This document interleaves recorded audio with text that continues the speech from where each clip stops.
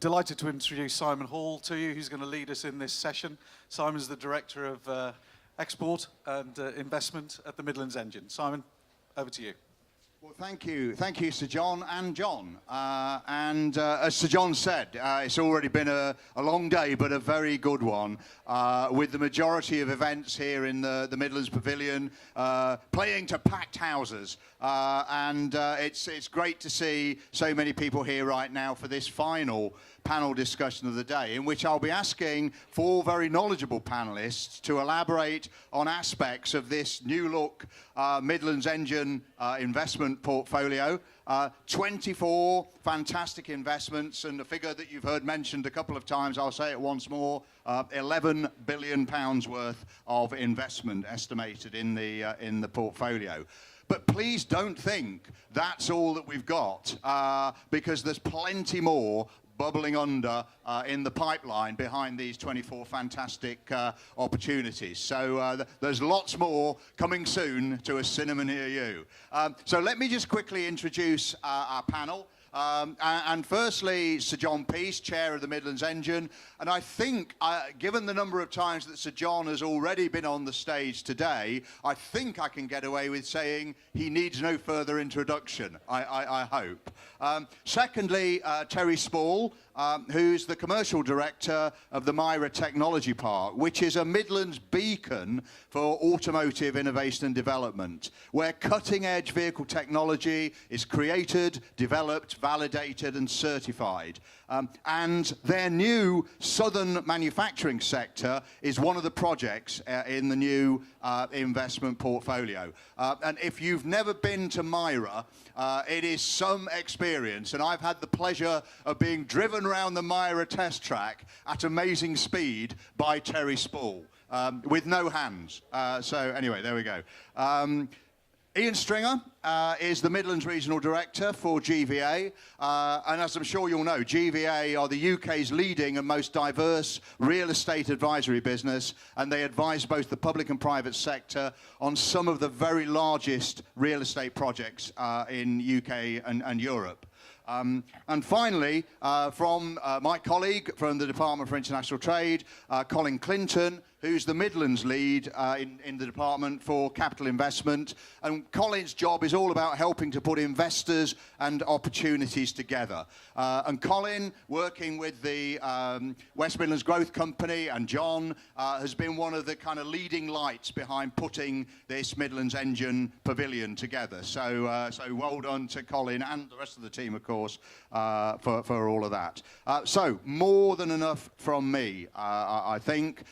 Let's get going. And Sir John, may I just pose the first question to you? And this investment portfolio has come together through a lot of collaboration between government, between the local enterprise partnerships, between councils and the private sector, particularly the property professionals. What does this tell us about the potential for growing the Midlands economy? Well, Simon, as I said very early on today, the potential here in the Midlands, I really do think is immense. But you know, in business, I always think of the old saying, timing is everything.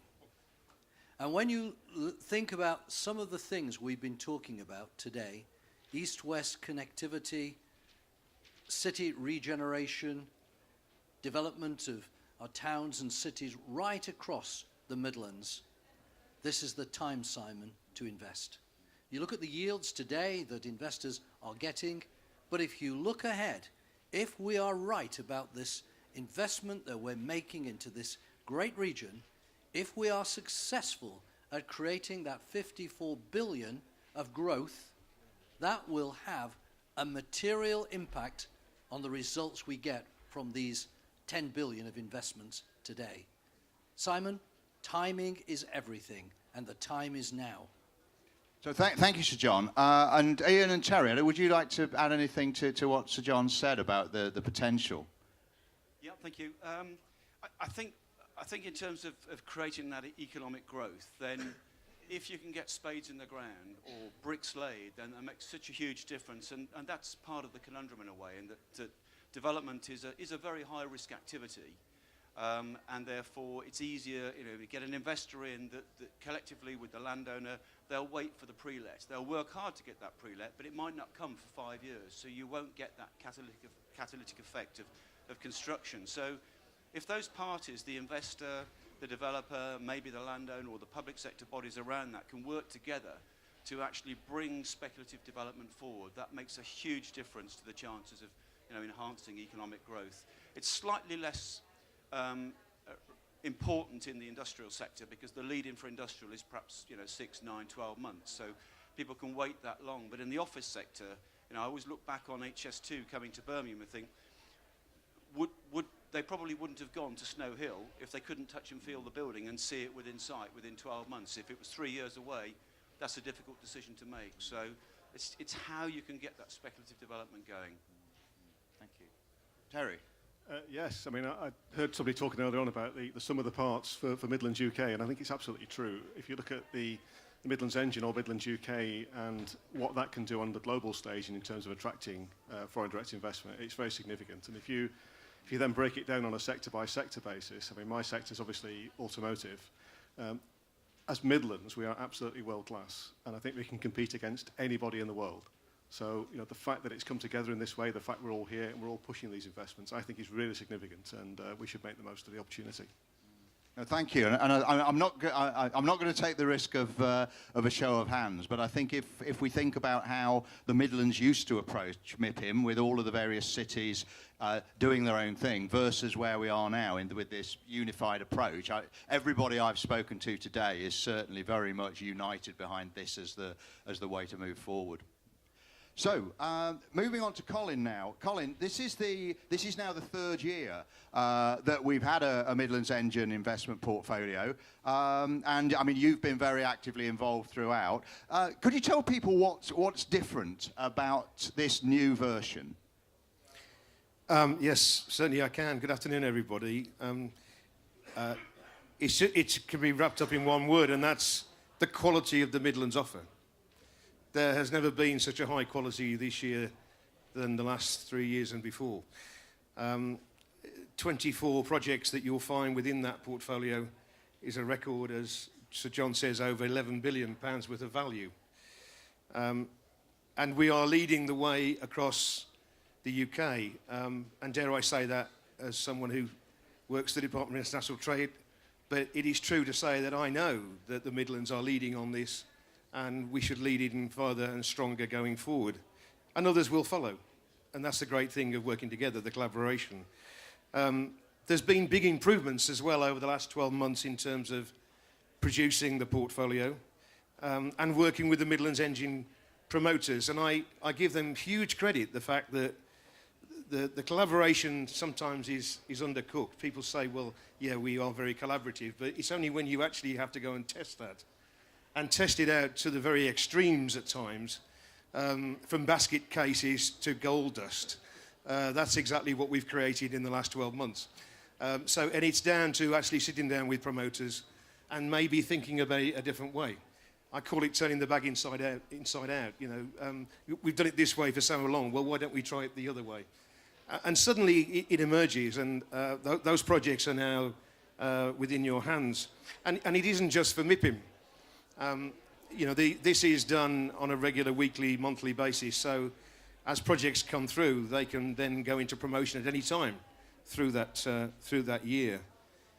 And I think also it's the willingness of promoters themselves as well, as we mature together in the process, that they are much more willing now to go into an early engagement with investors and get the investors to come and help shape the project. And that's a huge difference to where we were 3 years ago. So yeah, it's, I think what you've got in there, well, I know what you've got in there, is 24 of the most sought after projects anywhere in the UK. And there's a lot more to come, which I'll come to perhaps a little later. Thank you, thanks. As I mentioned earlier, one of the fantastic opportunities that's featured in the portfolio is the Myra Technology Park, which actually straddles, for those to whom these things matter, it actually straddles the East and West Midlands. So it's perfectly balanced, part of it in Leicestershire and part of it in Warwickshire. So you just could not get more Midlands than MIRA. MIRA itself is one of the leading enterprise zones with over 40 international automotive companies already based there. So Terry, what are you hoping to gain at MIRA from featuring in the investment portfolio? And no doubt you'll tell us a bit about this fantastic development as well. Okay, sure, yeah. I suppose the good thing about Midlands UK is that you don't need to worry about East and West Midlands anymore. And we sit on the border, so we're very sensitive to it. But I think when you put it all together, it makes so much sense to everybody. So the Technology Park journey started in 2010, so not that long ago really, and we've had 7 really busy years creating what we've created so far. So huge amounts of development, a lot of inward investment, companies from all over the world, and what we have is a very pure R&D technology cluster. And it's not reached critical mass. I think it's almost self-perpetuating. People knock on our door now rather than us chasing around after them, which is great, but we've got a long way to go in that journey. So what we've put into the investment portfolio really is something quite exciting, because over the years we've had lots of companies approach us asking to set up manufacturing operations on the technology park, and it just isn't geared for that. And I think if we started to put manufacturing in amongst R&D, then we dilute the R&D offer, and it's no longer then a technology cluster. So we had to do something different, and the opportunity came up a few years ago to secure the land, which is actually in Warwickshire, the other side of the A5. It's contiguous with our site apart from the A5, but it's 92 acres of land, which will accommodate, we reckon, about 1.5 million square feet of manufacturing. So it'll be B1, B2 with associated B8. So it gives us the opportunity then to roll out to the world this new proposition where we could actually accommodate manufacturing of scale. Now, we are starting now to put it on people's radar. We're looking around the world for end users who are going to be interested in this, who want to set up manufacturing in the Midlands. Obviously, being MIRA Technology Park, we're very interested in the automotive sector. So that's our prime sector at the moment. And we're looking around for things that are quite interesting and innovative and hopefully synergistic with what's going on in the technology park. So I'll give you just one example. If you look at the UK as a whole, we're moving more and more to electrification of vehicles now. You hear OEMs making all sorts of statements. By 2020, we're going to be this, that, or the other. So, electrification of vehicles is here to stay. What we don't have in the UK is a volume manufacturer of the batteries that they need, the lithium batteries. So, as one example, that would be a fantastic use of the site we have to create a volume manufacturer of lithium batteries. So we're not going to narrow it right down to that, but that's just one example of the sort of things that we're looking for. So the purpose of being here today really is to try and put it on the radar screens. One of our first tasks really is to go out there and look and test the end user appetite for this kind of opportunity.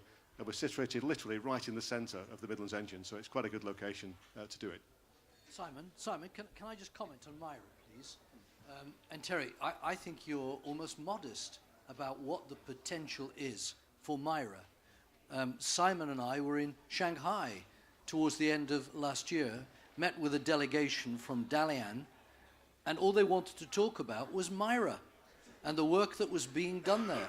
It's quite extraordinary. And Terry, one thing we have got to do is be brave, be bold, and recognize when we have wonderful facilities like yours, we're going to market it, as the Americans would, for all it's worth. You're doing a great job there. Thank you for that. I mean, we've got a long way to go, but it's nice to get some positive feedback as we go along the way, so thank you very much, John.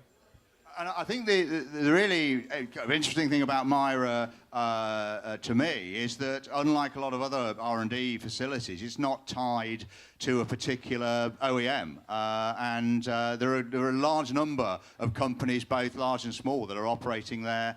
We are it is, if you don't know anything about MIRA, it really is a jewel in the Midlands crown. So, does that get me a Christmas card? But it's the usual fee, £10 in a brown envelope. Yes. Okay, thanks. Thank you.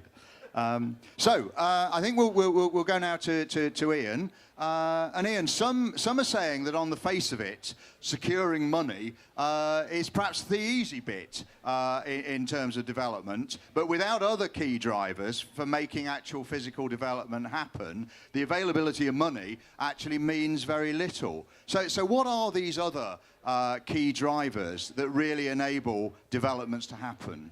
Yeah, Thanks for that. There's a host of reasons, really, and I'll probably just hark back to the last question, and that is that the most significant is the appetite for risk between the various parties to enable development to happen speculatively. But you can also pick on a number of other sort of high-level positives, really. I suppose infrastructure is an obvious answer.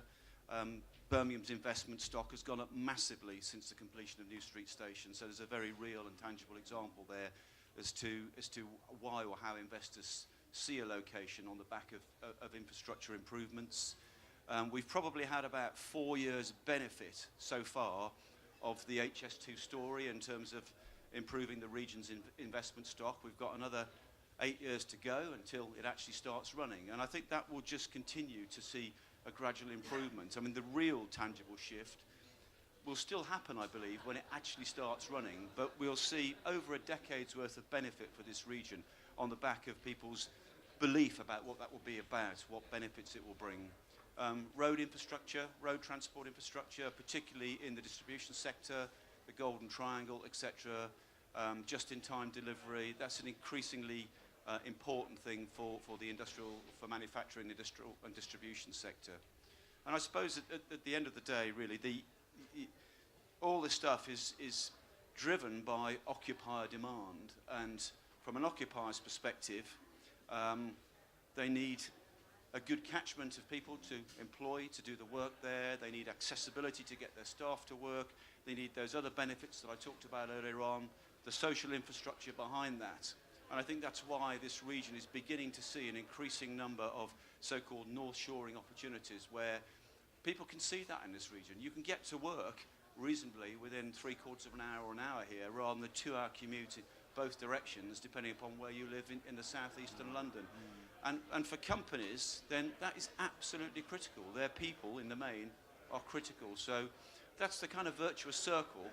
But if that doesn't work, and it doesn't make development happen naturally, then it's just joining those dots around the risk profile. And very often, probably the public sector assisting or being brave enough to just fill that gap so that we get construction started. You get that growth in the economy through activity.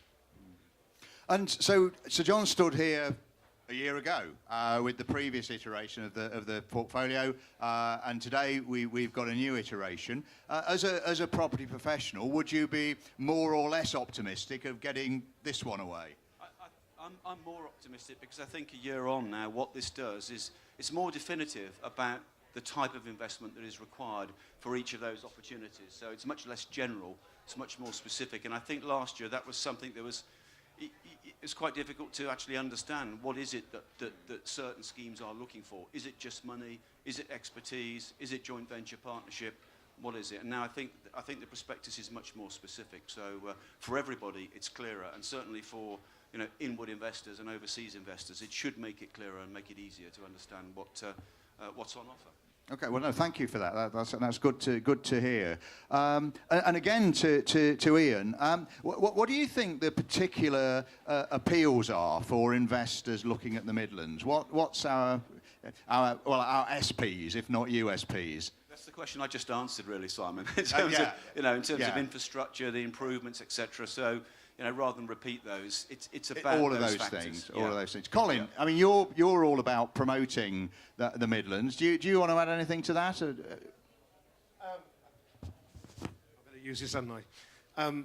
Well, I'm going back to what Sir John said in the very first place.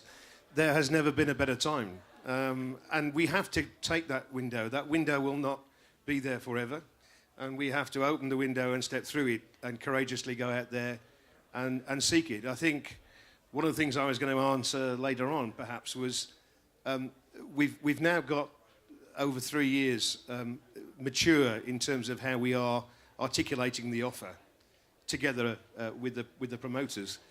The next challenge, and we're up for it, the next challenge will be understanding what the investors want and having the right conversations with those investors. And it's absolutely crucial. And it's a challenge to everybody in this room. And, the spaces that are left between us today, hopefully next year will be filled with smiling investors who realise what the offer is and they're ready to have a conversation with you the next time. So it's absolutely crucial that we move now to the delivery stage. Bob Slade said it earlier. And the great thing as well is that, you know, collaboratively we're working very closely with Andy and his team in West Midlands Combined Authority.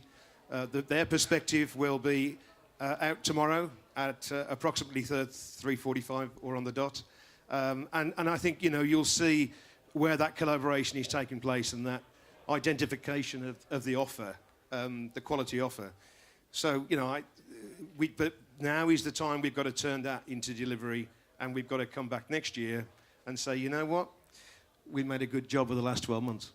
Okay, well, that leads quite neatly into what I was going to ask you next, really. So, I mean, MIPIM is fantastic. We're promoting this today. But can you say a little bit more about what's going to happen post-MIPIM to continue to promote this? Because clearly this is not a 5-minute wonder just for MIPIM. It's an enduring project.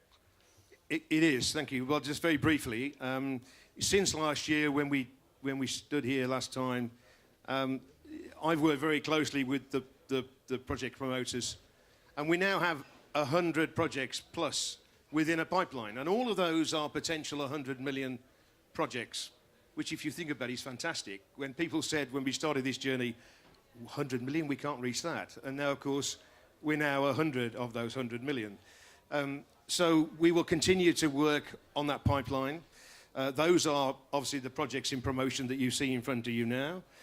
There's those coming soon to investors, and those that are going through the process of scrutiny and validation, which is the right way to do, because that's the only way you turn them into really investor-ready projects.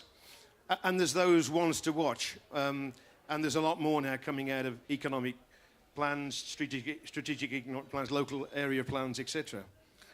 So what we're doing as DIT, because, as I said, we've got to deliver some of this, we are setting up on a monthly basis teleconferences and WeChats with those investors and the DIT offices around the world, where we sell in the projects on a regular basis, so they can, in their own countries, then have that conversation before those investors even think of looking towards the UK shores. We will promote these very strongly on inward missions, and we've got a number of those coming up in the near future. And we'll also sell them on bespoke investors coming in to the country as well for a day or two. So I think that the whole aspect of profiling is now a much more mature exercise. But I say again and again and again, this is not just one organisation that can do this. We have to do this collectively. We have to do it in a way that's of matureness, and we have to make sure that we're saying the right messages and understanding what those investors want. And I'm convinced that there's many out there who are just ready to have that conversation. So thanks, Colin. So I'd just like to ask the other members of the panel. So I mean, you've heard Colin's account there of what we'll be doing to continue to promote the portfolio. Was that music to your ears, or is there more that could be done? Are there different things that should be done? Yeah, absolutely music to our ears. I think all of this is driven by demand. So, you know, no matter what we do, we've got to have the demand there to take the space and create the jobs and everything. So working with DIT is really important to us. We've been doing it for many years, but I think now that we're in the portfolio, that will hopefully move up a few gears. We do a lot of market research work ourselves to try and find these end users. But I think with the southern manufacturing sector now, it is something a little bit different to what we've been doing before. It's of a much larger scale in terms of its investment. So we're not going to do that alone. We will have to do it with DIT. So it's very reassuring to hear that we've got that support there if we need it. Anything to add, Ian? Yeah, just to reiterate that you know, if you look back in 12 months' time, if 3 or 4 of these projects have got buildings that are under construction, you know, that's going to make a huge difference. It's this whole concept of supply-driven demand, and if you build, they shall come. Now, it's not quite like that, but you do enhance the chance by 90%. So it's really critical that we see buildings coming out of these projects on an ongoing basis. Okay, thanks. So, John, anything to add, or? Well, Simon, first of all, let me congratulate you and DIT for pulling together this fantastic portfolio. I agree with the panelists. It's more granular, it's more relevant, it's more tangible than we've ever pulled together before. But you know, I wouldn't look at just the next 12 months. If you believe, and remember I told you this morning that we'd produced the Vision for Growth report, looking at growth between now and 2030. And that Vision for Growth talked about adding over 50 billion of growth to the economy, Midlands, UK economy, by 2030. A time of advanced manufacturing, AI, a time of autonomous vehicles. We didn't just want to look a couple of years into the future. Working with our universities, we wanted to look over the horizon. And therefore, I can tell you today, Simon, the Midlands is on track for connecting the Midlands. We are on track for investing in infrastructure, building new homes. We are on track for tackling some of the skills issues. We are on track for investing and developing our universities' collaboration together. We are determined, through collaboration, to grow the Midlands economy to make it one of the fastest growing economies in the world. If you believe that story, I would say to all the investors today, there's never been a better time than now. You're getting good returns today, but if we pull this off, my goodness me, just think what the returns will be like in 10 years' time. It's almost tempting to draw a veil there with that as a great punchline to end on. But I do have one final question for each of the panelists, and then I think we'll allow Sir John to have the last word. So I'll come to you last, Sir John. To each of the panelists, what do you think would represent success for the Midlands engine in 10 years' time? What does success really look like? Ian, do you want to have first shot? Yeah, enhanced growth in the economy fueled by the construction of buildings. To me, that's what it's about in our sector, delivering buildings. Terry. Okay, well, in 10 years' time, I think on a sector-by-sector basis, the Midlands engine or Midlands UK brand will be globally recognised. That's what I'd like to see. I'd like to see in my sector, in automotive, that the Midlands engine is #1 in Europe for automotive foreign direct investment. Highly achievable, I think. Thank you. Colin. I think from a personal point of view that in 10 years' time, success to me would be that I'm still breathing, that I'm still doing a job like this that I feel happy with and successful at, with collaboration coming out of my ears. And I still don't look at age over 62. But from a professional point of view, I think success in 10 years' time will be that I'll be able to get off HS2. I'll be able to come from London in 38 minutes to UK Central. I'll be able to fly out of Birmingham and back into London. And the whole aspect of geography and demographics and all the things that we said were going to happen have happened. And I truly, truly, truly believe that. But along that journey, there'll be another transformation that we'll be thinking about for the next 10 years.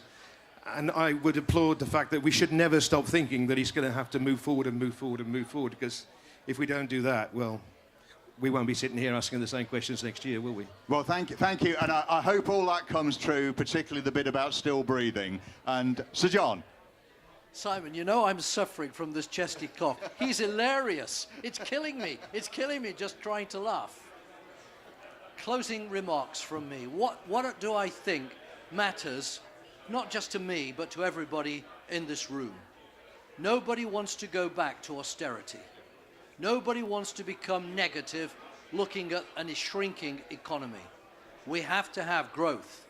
And these initiatives, this portfolio, will help drive that growth. But success is not just measured in economic growth, it's also social improvements, helping people live their lives better in the Midlands. So, ladies and gentlemen, I think we've had a fantastic panel that have given some really great answers, despite the incompetence of the question master. So, thank you all very much indeed. And could I just ask you to show your appreciation in that usual way? Thank you.